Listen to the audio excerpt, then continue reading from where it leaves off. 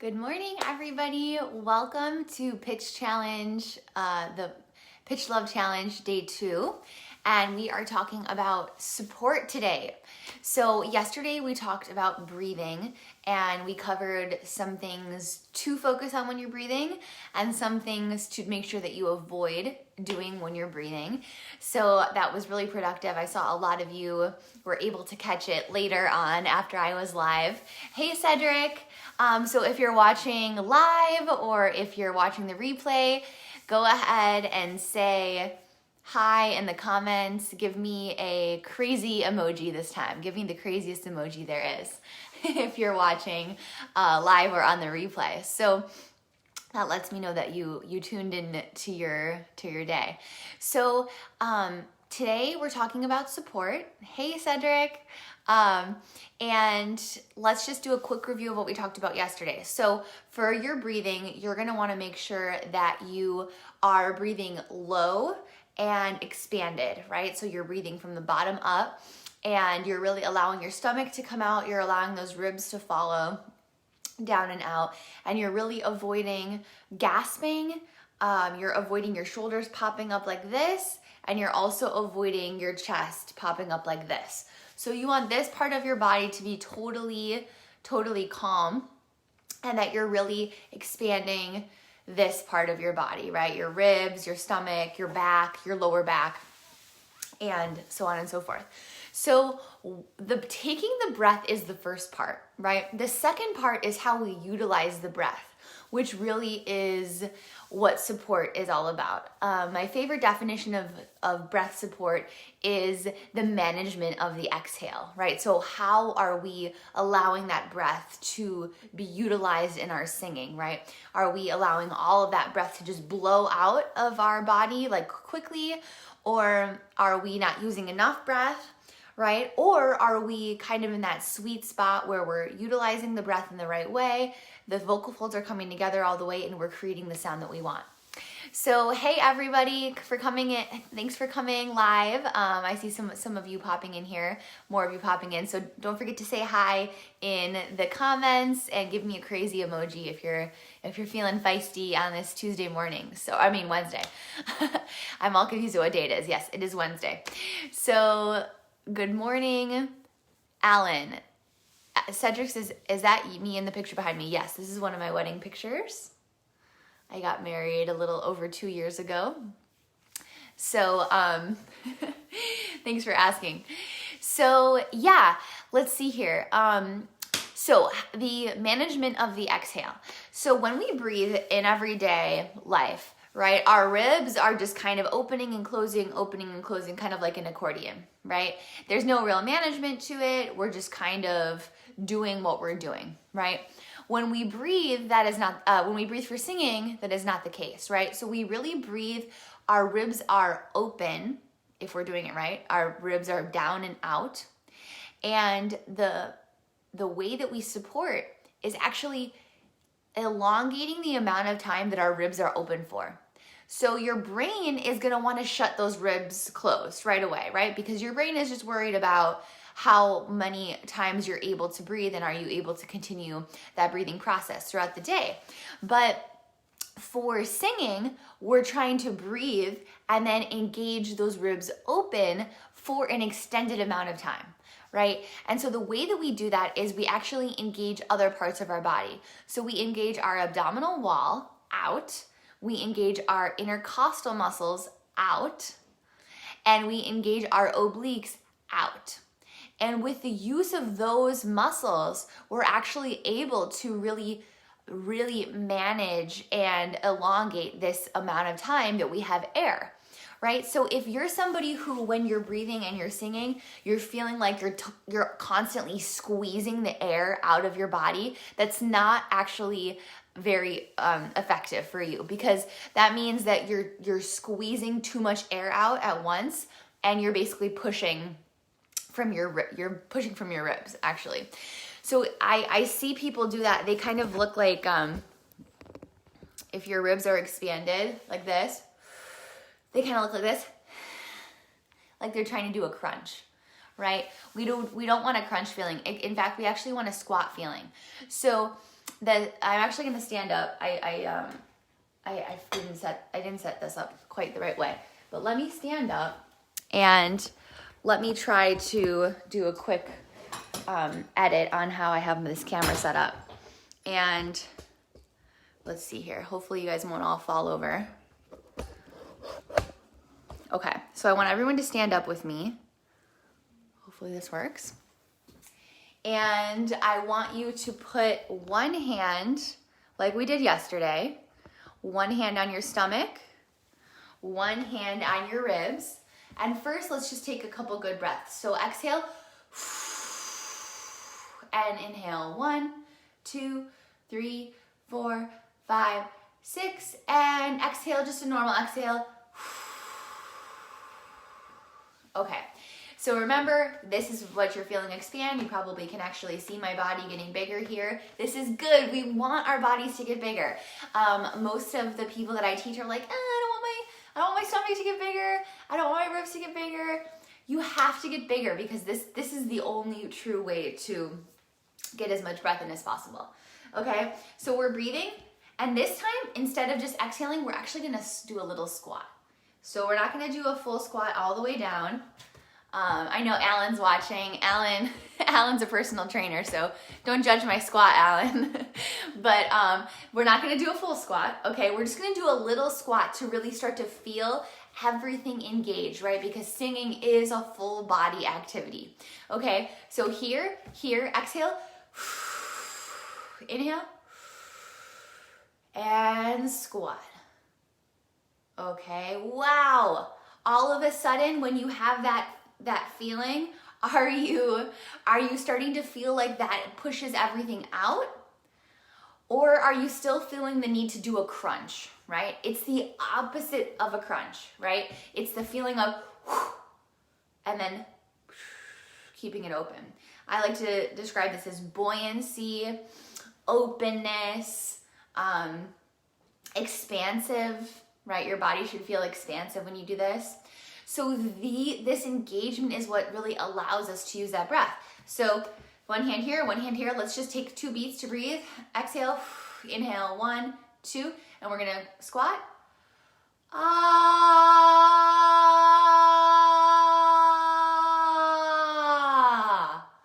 Okay. Did you notice how I haven't even warmed up yet today? That sound is just pouring out of my body, right? All of a sudden, I feel like I have some stability under me. I feel like I'm walking on concrete instead of walking on sand, right? If you're constantly breathing up here and you're supporting with your neck, you're never gonna be able to have that feeling of stability. That's what this support really gives us. So let's try that again. Breathe here, exhale, inhale.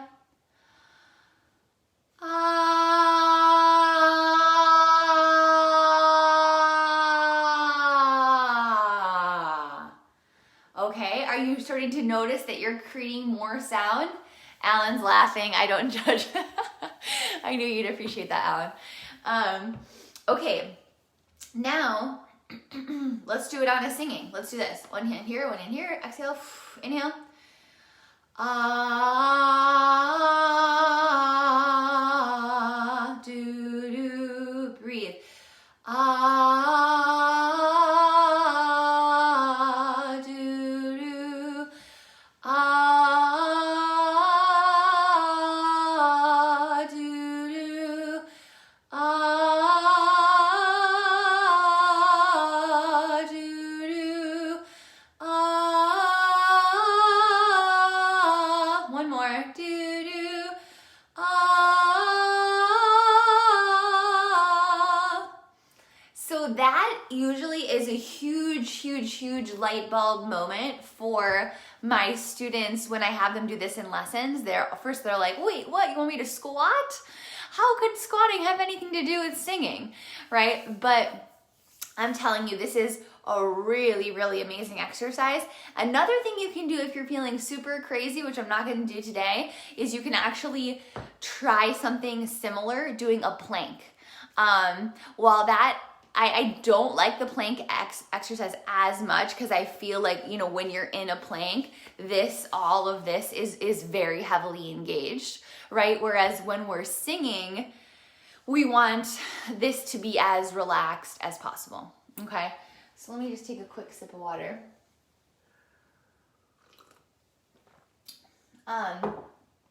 So let's just review this idea, and that's the idea that when we're breathing, we're sending everything down and out, right? And then when it's out, we keep it out, and that engagement's happening from our stomach, our intercostal muscles, which are the muscles that keep our ribs, are in between our ribs, right? And our obliques, which, you know, are these cross section muscles right here.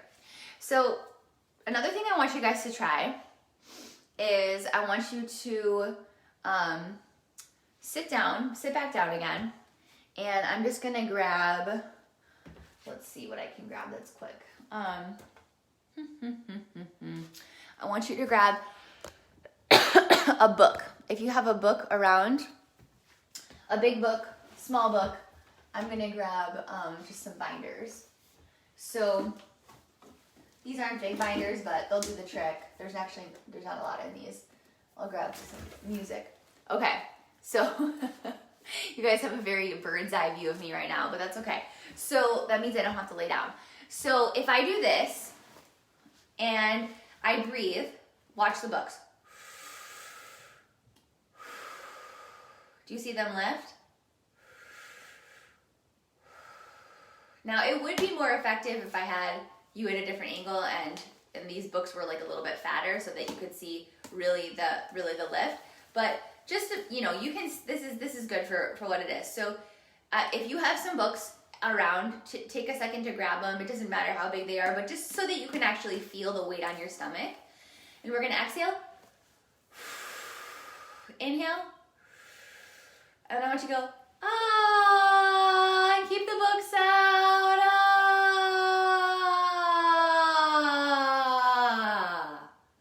Okay, exhale again, inhale,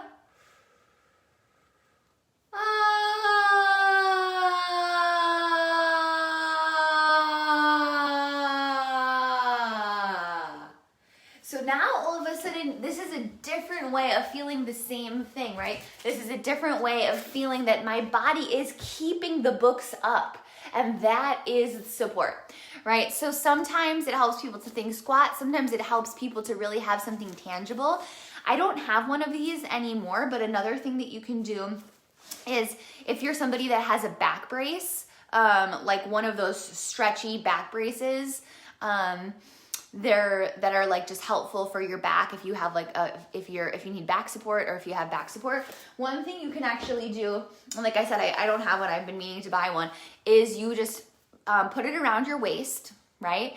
And you actually work on breathing, pushing against the support of the band, right? So if you have like really tight pants, or if you have like a gown or a corset, this also works.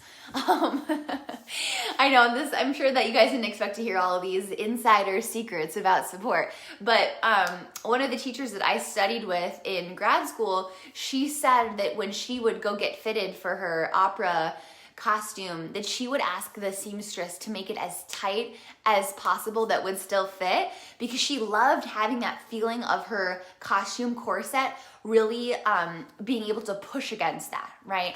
And so for me personally, the idea of the push always made me clench my throat, right? So if you're someone who you're like, wait a second, I'm supposed to be pushing? Are you sure? Like my neck, I thought my neck was supposed to be feeling relaxed. You're right, your neck is supposed to be relaxed, right? So the idea of the pushing is down here only, it's not here, right? So that's why, that's one reason I actually really like the squat, is because I feel like that allows me to go, this is still open, look at my neck, my neck is relaxed. So whatever you need to do, these are 3 different ways you can start to feel this support. But really, really, really the key is that this is where the tension is. This is where our support comes from, and we do not get support from our neck. When you truly, truly start connecting to your lower body as your support, you start thanking your legs for all the energy that they give you when you sing. You're gonna start to feel so much more freedom with your throat, and you're not only gonna notice that your sound is gonna improve, but you're gonna notice that your flexibility is gonna improve. You're gonna be able to start moving your voice really quickly.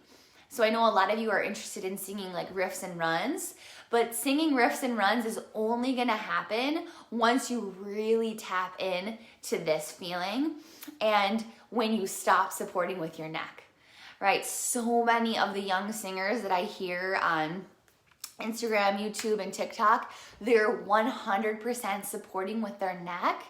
And while they might have amazing, beautiful voices, that's the kind of singing that damages your throat, right? Because these muscles were never made to support our voice box and to be clenching, right? These muscles are literally to keep our head up and also to be able to move our head like this and also to support everything else that's going on, like all of our arteries that are going into our head, right? So these muscles were never made to be clenching and to be pushing together, and neither were our vocal folds, right? So all of this stuff really goes back to healthy singing.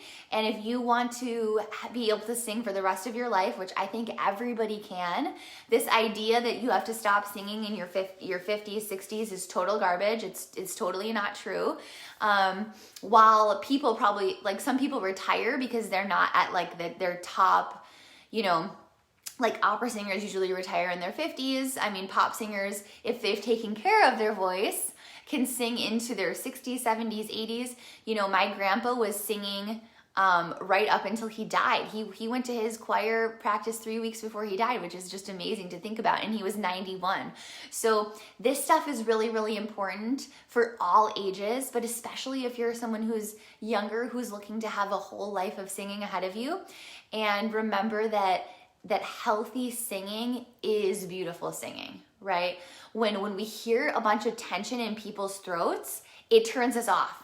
Because our body can actually hear like, ooh, they're doing something that's not right. And our body hears that a lot of times when you're singing with tension, it actually affects the pitch. So most people who are pushing, who are supporting with their neck, who are shouting, right? Which there's a lot of shouting going on right now. I don't know if you're paying attention, but just listen to it. Our brain is like, whoa, that doesn't sound like easy, right? That doesn't sound smooth. So we actually have an inner knowing about this. And if you listen to more live stuff, and if you listen to some people singing unedited to really test yourself, you're gonna start understanding it even more. Okay, so thank you so much for watching. A bunch of people ended up popping in here. Do you guys have any questions for me? What are your questions about support? Hey AJ, hey Blanca, hey Raymond, thanks for coming. Do you all have any questions? So if you haven't signed up yet to get the daily homework, you can still sign up. You won't get yesterday's, but you'll get today's. As long as you sign up within the next half an hour. I'll probably be sending the email out at around noon because I have a little break from teaching then. But if you haven't signed up for those emails yet, singingwithlauren.com/pitch. If you're already on my email list, you're still not going to get the emails unless you sign up for this particular list. Just so you know. Thanks, Alan. You all enjoy your Wednesday as well. I have almost 7 hours of teaching today, so I'm going to hop off and finish my coffee and finish up my breakfast. But thanks for joining me live. I really appreciate it. Tomorrow I'm going to be going live at 9 as well. So I will see you for tomorrow for day 3, which we're going to talk about chest voice, everyone's favorite topic. So I'll see you then. Bye.